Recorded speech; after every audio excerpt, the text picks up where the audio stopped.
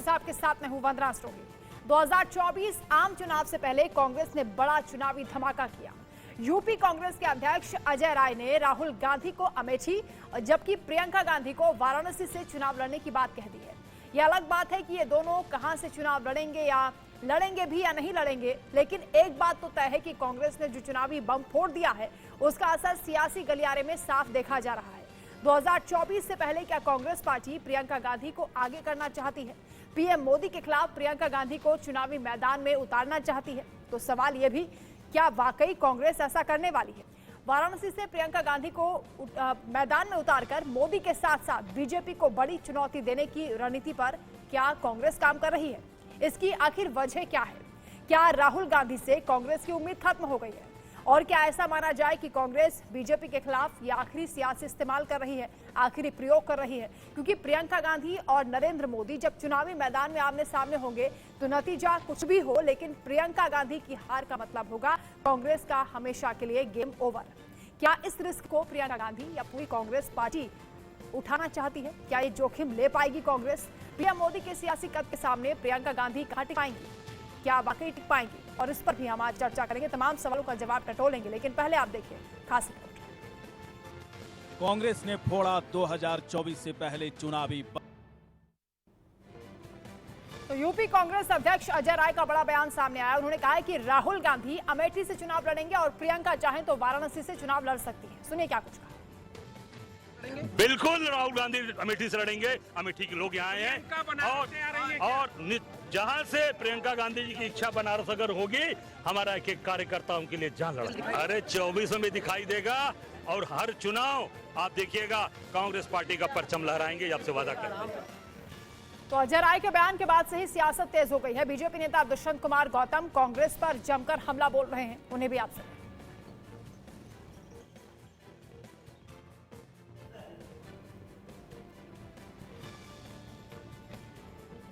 को आना चाहिए। मुझे लगता है कि उनको हमेशा और उनको अच्छा लगेगा अगर वो लोकसभा में आए और अपनी चाहे अमेठी हो या सुल्तानपुर हो, जहाँ से भी पार्टी को लगेगा कि उनको वो क्षेत्र रिप्रेजेंट करना चाहिए, उनकी कंस्टिट्यूंसी होगी, तो ज़रूर मैं चाहूँगा कि वो लोकसभा के लिए लड़ें और जो भी पार्टी चाहेगी उसके मुताबिक वो कदम लें।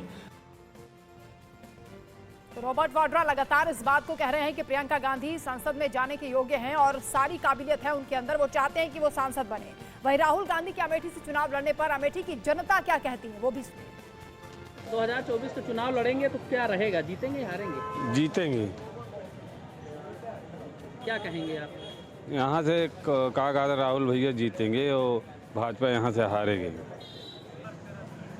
अब वो जहाँ तक राहुल जी की बात है, अगर राहुल गांधी जी आते हैं तो उनका स्वागत है। ये उनकी कर्मभूमि है और शुरू से ही गांधी परिवार की कर्मभूमि रही है, इसलिए राहुल जी का यहाँ पर स्वागत है। और उसमें कोई प्रश्न नहीं है कि अगर राहुल जी यहाँ पे आते हैं तो किसी के लिए कोई आसान रास्ता बनेगा। बिल्कुल, अभी जो है प्रदेश अध्यक्ष जो है अजय राय जी को बनाया गया है और उनको यूपी का पूरा शीर्ष नेतृत्व का आभार दिया गया है, इसके लिए उनको भी बधाई है। लेकिन रही बात जो है 2024 का जो चुनाव है लोकसभा का, वो पूरे प्रदेश में अब की बार जो है कांग्रेस जो है अच्छे पावदान पे है और लोगों ने अब की बार अच्छी सीख सीखी है कि जनता जो है जाग चुकी है। जैसे कि अभी आप देख ही रहे हैं, महंगाई और बेरोजगारी और युवाओं को लेकर के हर समस्या का जो है समस्या बढ़ चुकी है। इस पर जो है सिर्फ अगर कोई आवाज़ उठा रहा है तो वो राष्ट्रीय पार्टी कांग्रेस पार्टी के जो है मुखिया ही उठा रहा है अभी भी। और राहुल गांधी निश्चित रूप से पूर्ण बहुमत से यहाँ पे अमेठी से जीतेंगे और जो पूरा जो है भारत में मोहब्बत का पैगाम उन्होंने दिया है उसका जो नतीजा होगा वो बहुत ही अच्छा होगा। तो काशी में प्रियंका गेम चेंजर साबित होंगी या फिर गेम ओवर होगा, ये तो आने वाला वक्त बताएगा, लेकिन इस पर हम चर्चा करेंगे। खास मेहमान हमारे साथ जुड़ रहे हैं, मनीष गुप्ता जी जुड़ गए हैं, चुनाव विश्लेषक हैं। स्वागत है सर आपका इंडिया न्यूज पर। मनीष जी, कांग्रेस के इस दाव को किस तरह से आप देखते हैं? प्रियंका गांधी को आगे करना, वाराणसी से चुनाव लड़ाने की बात कहना, हालांकि अभी ये कयास है क्योंकि पुख्ता तौर पर कोई बयान सामने नहीं आया, लेकिन अजय राय के बयान को भी बड़ा बयान माना जा रहा है। और राहुल गांधी की अमेठी में वापसी को कैसे देखते हैं? देखिए, अमेठी का चुनाव और वाराणसी का चुनाव दोनों अलग अलग चीजें हैं। अभी कांग्रेस ने कैंडिडेट डिक्लेयर नहीं किया है, अहम बात तो ये है। और जहां तक अगर हम अमेठी की बात करें तो स्मृति ईरानी और राहुल गांधी के बीच का जो डिफरेंस था तकरीबन 6% का था, तो बहुत बड़े मार्जिन से वो जीती नहीं है, तो खतरा तो बरकरार है। अच्छा, दूसरी जो सबसे अहम बात है कि जब से भारत जोड़ो यात्रा इन्होंने कंप्लीट किया है, कंप्लीट करने के बाद जो एक करंट पैदा हुआ है कि जमीनी स्तर पे दिख तो रहा है, लेकिन चुनाव में कितना असर डालेगा तब पता चलेगा ये। और जहां तक वाराणसी की अगर हम बात करें, हाँ। तो वाराणसी में देखिए नो डाउट मोदी जी एक लोकप्रिय नेता है, करिश्मेटिक लीडर हैं, और प्रियंका जी भी एक लोकप्रिय नेता है। तो वहां पर जब ये कैंडिडेट इनका डिक्लेयर हो जाएगा तब ये पता चलेगा। चुनाव अगर और मगर से नहीं लड़ेगा, अभी पता नहीं चलेगा ये। लेकिन जहां तक है कि कुछ ना कुछ फाइट तो होगा वहां पर। कांग्रेस के लिए इसको कैसे देखते हैं? क्या ये कांग्रेस के लिए रिस्क होगा? क्योंकि अगर प्रियंका गांधी चुनाव हार जाती हैं तो एक तो बहुत छवि खराब होगी, और क्या गेम ओवर माना जाए कांग्रेस के लिए? नहीं, देखिए चुनाव में हार और जीत लगी रहती है, इससे कोई छवि नहीं खराब होती है। मिसेस गांधी ने चुनाव हारी थी झुमका गिरा रहे बरेली के बाजार में, तो ऐसा नहीं है कि कोई चुनाव हार गया तो उनका करियर खत्म हो गया, ऐसा कुछ नहीं। और कोई हमेशा चुनाव जीतता रहेगा ये भी कोई भविष्यवाणी नहीं कर सकता। कभी कोई हार भी सकता है, कभी कोई जीत भी सकता है। तो इसके लिए वो हाँ जरूर है, उनका एक आगाज जरूर हो जाएगा। और आने वाले देखिए जो उनकी राजनीति है, मेरे ख्याल में वो जो भी उनकी उम्र है अभी। ठीक है, अनिल शर्मा जी भी हमारे साथ जुड़ गए हैं, 25 साल के कांग्रेस के प्रवक्ता हैं। स्वागत है सर आपका। अनिल शर्मा जी, क्या वाकई प्रियंका गांधी वाराणसी से चुनाव लड़ने वाली हैं? राहुल गांधी को लेकर तो अजय राय कह रहे हैं कि वो अमेठी से चुनाव लड़ेंगे। देखिए, सबसे बड़ी बात है प्रियंका जी और राहुल जी पार्टी के बड़े चेहरे हैं। पार्टी हाईकमांड डिसाइड करेगी और उनका खुद का निर्णय होगा कि कहां से उन्हें चुनाव लड़ना है। हाँ। अजय राय जी हमारे नवनियुक्त प्रदेश अध्यक्ष हैं कांग्रेस के, और ये भी निश्चित है कि बड़े होनहार व्यक्तित्व हैं। उत्तर प्रदेश में एक अच्छी खासी छवि रखते हैं पूर्वांचल क्षेत्र में। अगर वो कह रहे हैं तो कहीं ना कहीं मजबूती से ये निर्णय हुआ होगा। राहुल जी अमेठी से चुनाव लड़ने की तैयारी में हैं, और निश्चित है कि अगर ये चुनाव लड़ेंगे तो जीत होगी। बीजेपी का अस्तित्व धीरे धीरे समाप्ति की ओर है और कांग्रेस का जनाधार बढ़ रहा है। जनता स्वीकार कर रही है। राहुल जी एक जननायक के रूप में उभरे हैं भारत जोड़ो यात्रा के बाद। बिल्कुल अनिल जी, यही सवाल मैं आपसे करने वाली थी। जननायक आप राहुल गांधी को बता रहे हैं, लेकिन वाराणसी से चुनाव उनको नहीं लड़ा रहे हैं। अमेठी की बात सामने आ रही है। पीएम मोदी के सामने राहुल गांधी एक बड़ा चेहरा है, क्योंकि सदन में भी वो खूब आंखों में आंखें डालकर सवाल पूछते हैं प्रधानमंत्री से। देखिए, सबसे अलग बात है कि चुनाव कहां से लड़ना है ये खुद को तय करना। जरूरी नहीं कि हर नेता के सामने किसी को भी चुनाव लड़ाना है। जब से सरकार में आए हैं साहिब, यूनिवर्सिटीज के पीछे पड़े हुए, वो उस्मानिया यूनिवर्सिटी हो, जवाहरलाल नेहरू विश्वविद्यालय हो, अलीगढ़ मुस्लिम यूनिवर्सिटी हो, अशोका यूनिवर्सिटी हो, प्राइवेट एकेडमीज हो, जहां देखो यूनिवर्सिटीज पे वो जैसे विशेष दुश्मनी है कि जहां ज्ञान हो।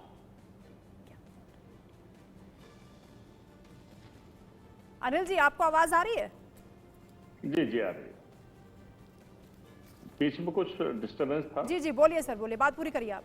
हाँ, देखिए उत्तर प्रदेश के अंदर कांग्रेस ने एक बड़े चेहरे को प्रदेश अध्यक्ष का जिम्मेदारी दी है।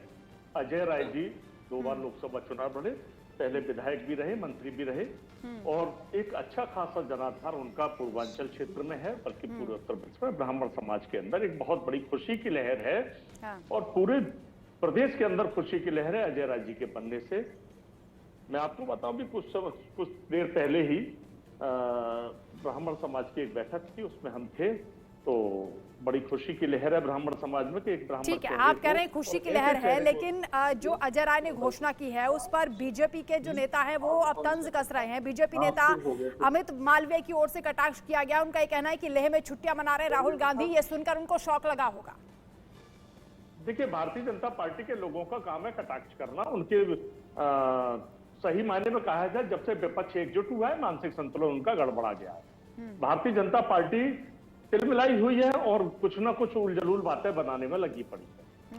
आप देख लीजिए, जैसे ही विपक्ष का एकजुट तक का पहले पटना का चुनाव हुआ, जो 2014 के बाद से एनडीए का अता पता नहीं था, एनडीए संगठन निकल के आ गया। ये कहते थे एक अकेला शेर है, एक अकेला शेर की जगह 38 दलों का दलदल निकल के आया। 2 और हो जाते तो एक बाबा और 40 वाली कहावत सिद्ध हो जाती। तो भारतीय जनता पार्टी जोड़ तोड़ की राजनीति में लगी है, इसका कोई निराधार है। ये लोग उलझलूल बातें करने में लगे पड़े हैं और इनके कटाक्ष से कुछ होने वाला नहीं। जनता इनको अस्वीकार करने में लग गई है, जनता इनको दुत्कारने में लग गई। और ये देख लीजिए कि आने वाला समय इंडिया का है। अच्छा, कांग्रेस ठीक है। तो उसके सहयोगी इंडिया दलों का गठबंधन के आपके गठबंधन साथी चंचल कुमार जी भी हमारे साथ आ गए हैं। स्वागत है सर आपका, समाजवादी पार्टी के प्रवक्ता हैं चंचल कुमार जी। जो अजय राय बोल रहे हैं कि अमेठी से राहुल गांधी चुनाव लड़ेंगे और इसके साथ ही प्रियंका गांधी को लेकर हालांकि अभी कयास है, उन्होंने कहा कि अगर वो चाहेंगी तो वाराणसी से चुनाव लड़ेंगी, तो आप लोगों की चाहत क्या है? देखिए, निश्चित तौर पे आप देखिए, अगर ऑलरेडी राहुल गांधी जी अमेठी में लड़ते हैं तो स्वागत है उनका। इंडिया गठबंधन जो हमारा है, और इस बात के लिए बड़ी खुशी की बात है कि ऑलरेडी राहुल गांधी जी प्रदेश में लड़ेंगे। ये बहुत अच्छा रहेगा, बहुत अच्छा मैसेज हो जाएगा, क्योंकि जनप्रिय नेता हैं।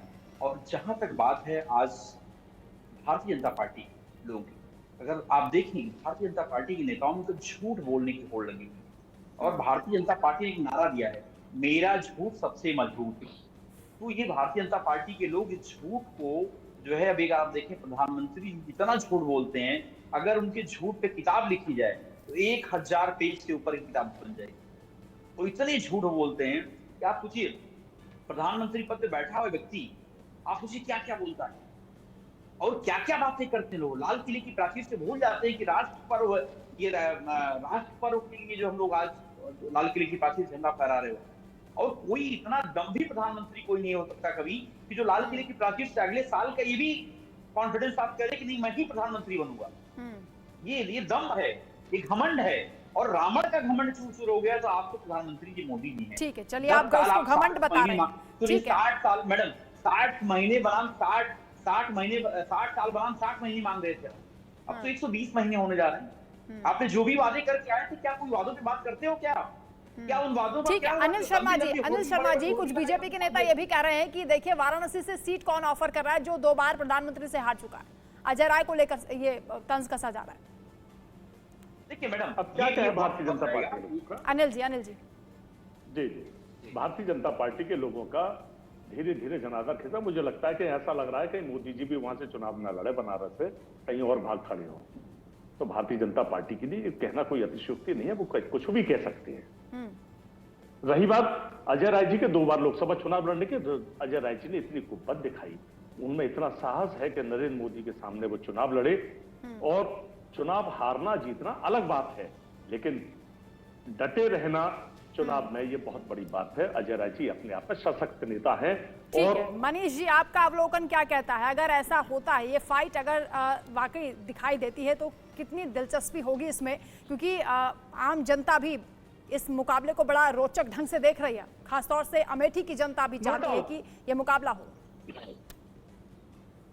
देखिए, मैं एक बात बता दूं आपको कि अभी गठबंधन का कुछ अनाउंसमेंट भी नहीं हुआ। हाँ। अगर मान लीजिए अलायंस बैठ जाता है, गठबंधन होता है इनका, और उसके बाद कैंडिडेट ये लोग डिक्लेयर करते हैं, ठीक है, तो नो डाउट बहुत दिलचस्प मुकाबला होगा। लेकिन मैं एक चीज आपको बता दूं कि आप जिनसे फाइट करना चाहते हैं, आपके सामने एक बहुत बड़ा लार्जर देन लाइफ एक इमेज का व्यक्ति खड़ा है।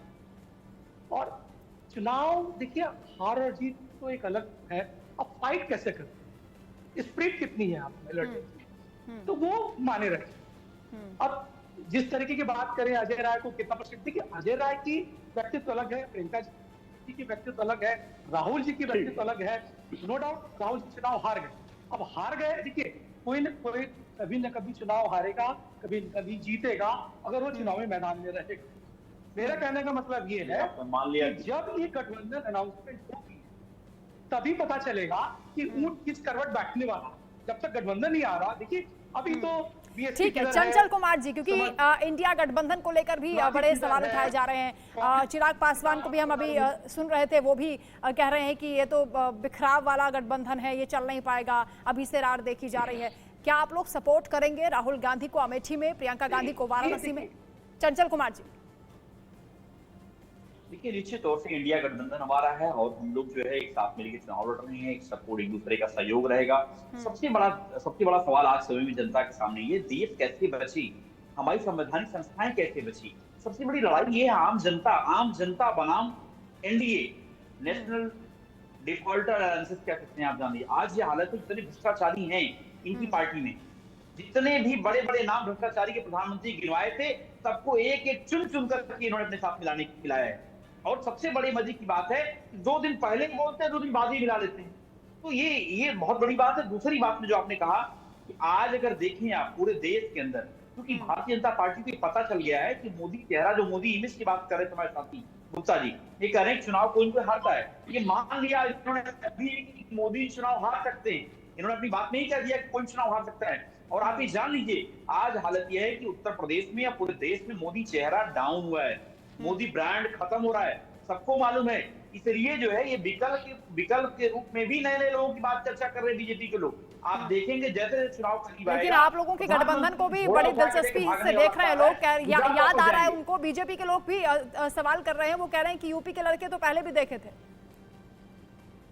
यूपी के लड़के पहले देखे थे। देखिए चुनाव देखिए 10 साल आपने शासन जनता के बीच में आप आए थे, आपने कहा 100 दिन के अंदर काला धन ले आएंगे, हर खाते में 15-15 लाख रुपए जाएंगे। सबने देखा, सब लोगों ने वोट दिया। आज लेकिन सब लोगों ने देखा कि आप जुमले केवल पेश करते थे। आपने कहा किसानों की आय दुगनी हो जाएगी, किसानों की लागत दुगनी हो गई। आपने डीजल पेट्रोल की बात की, उसके रेट काफी बढ़ गए। आपने गैस सिलेंडर की बात की, उसके जस्ट 3 गुना रेट बढ़ गए।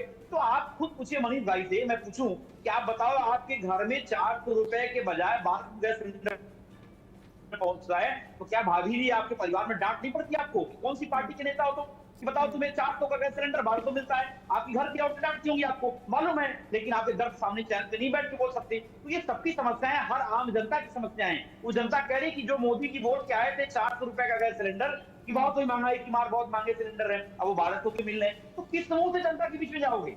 ठीक है अनिल शर्मा जी, एक और बात सामने आ रही है। बीजेपी ने क्योंकि ये कहा कि राहुल दक्षिण चलेगा जब वायनाड से वो जीते, अमेठी से हारे, एक एक करके। ठीक है सर, अनिल जी से बात हो रही है। अनिल जी, राहुल दक्षिण चले गए जब वायनाड से वो चुनाव जीते, अमेठी से हारे, तब ये बीजेपी ने कहा था, क्या इसलिए कमबैक किया जा रहा है बीजेपी को जवाब देने के लिए?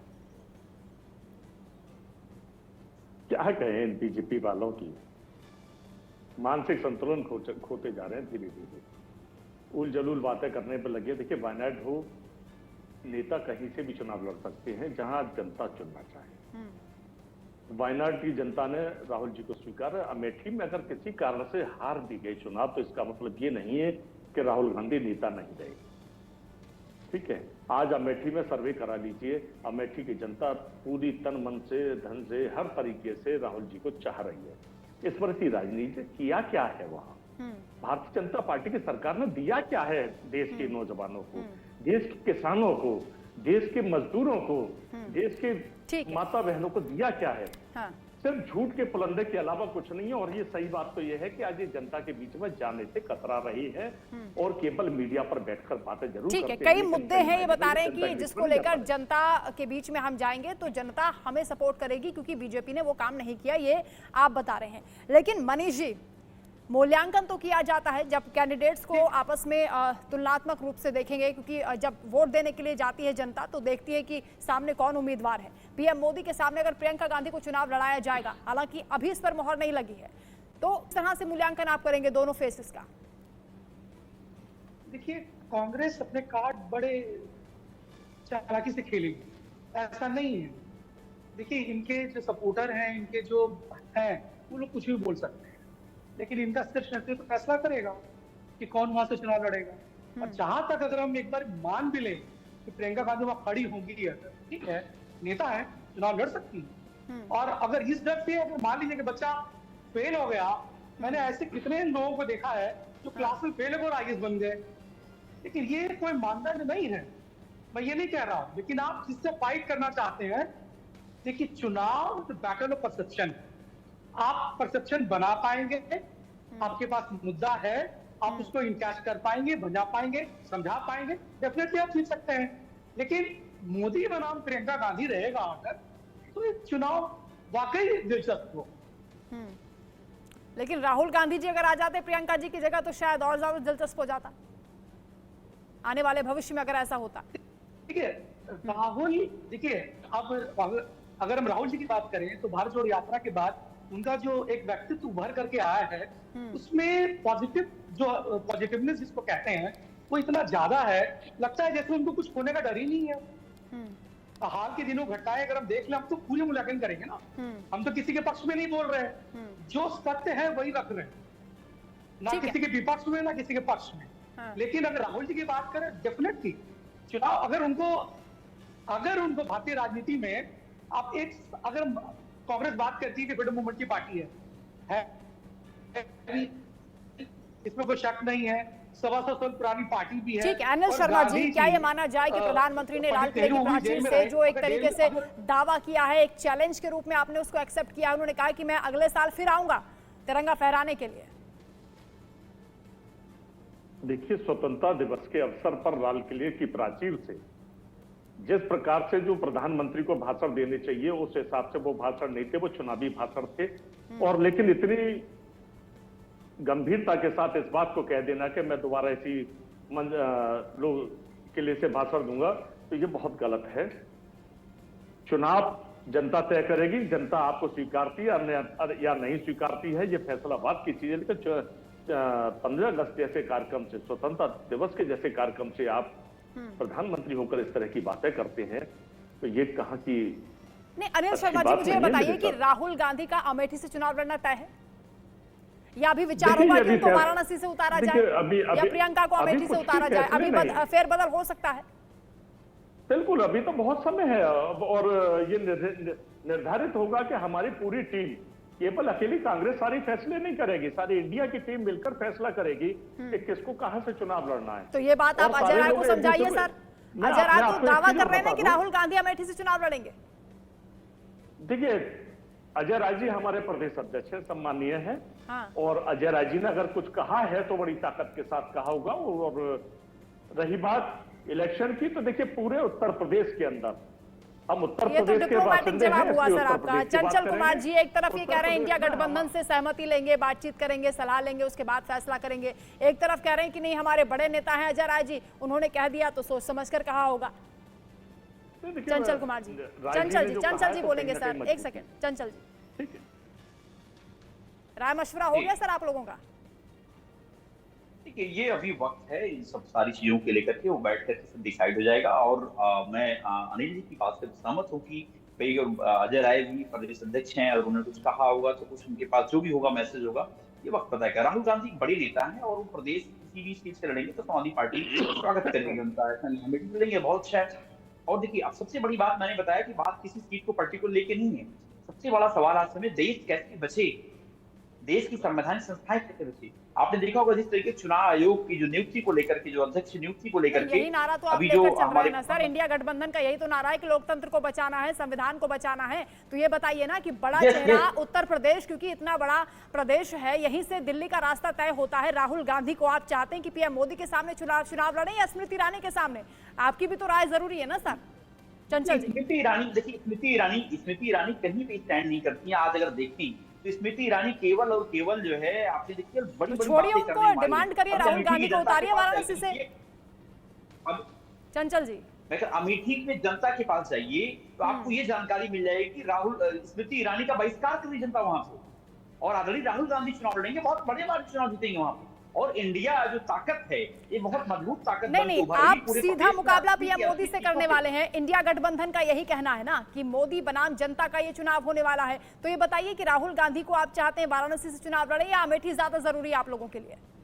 देखिए, राहुल गांधी जी और प्रियंका गांधी जी की जहां तक बात है, उनकी पार्टी डिसाइड करेगी। उनकी पार्टी में समाजवादी पार्टी की दखलंदाजी नहीं होगी, वो जो डिक्लेयर होगा तो भी भविष्य की बात है। लेकिन अभी ये जरूर जनता सवाल उठा रही है कि वो हर तरीके से परेशान है, चाहे वो महंगाई हो, भ्रष्टाचार हो, चाहे 2 करोड़ रोजगार की बात हो, चाहे आपने देखा होगा पूरे प्रदेश में नहीं, जब बीजेपी ये सवाल उठाती है, एनडीए गठबंधन के लोग ये सवाल उठाते हैं कि आप लोगों के पास चेहरा नहीं है, नीति नहीं है, नियत नहीं है, तो चेहरा तो आप दिखाएंगे ना सर। ये बताइए वाराणसी में आपका चेहरा कौन होगा? चेहरा की बात अगर आप करें, आपने देखा होगा अभी काजोल जी ने एक स्टेटमेंट दे दिया था कि आदमी जो है 2024 में लोग पढ़े लिखे लोगों को वोट करें, आपने देखा होगा।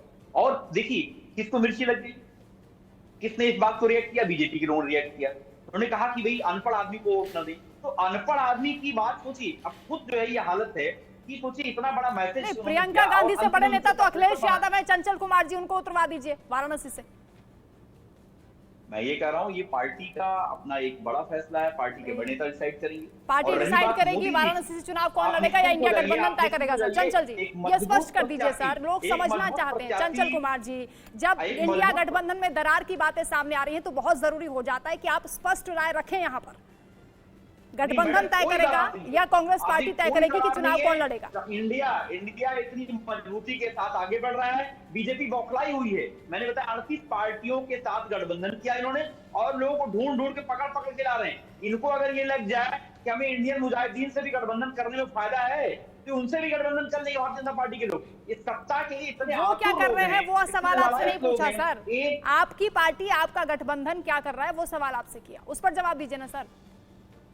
देखिए हमारी पार्टी और हमारा गठबंधन, अभी देखा होगा आपने लोक जागरण यात्रा में आदरणीय हमारे अखिलेश यादव जी हर जिले प्रदेश में कार्यक्रम, प्रदेश के कई सारे जिलों में कार्यक्रम लगे जनता के बीच में हमारे, और जो है हमारे बूथ से लेकर के सेक्टर प्रभारी, जोन प्रभारी और विधानसभा अध्यक्ष से लेकर सारे कार्यकर्ताओं को ट्रेन किया जा रहा है। ठीक है, आप सवाल से भाग रहे हैं।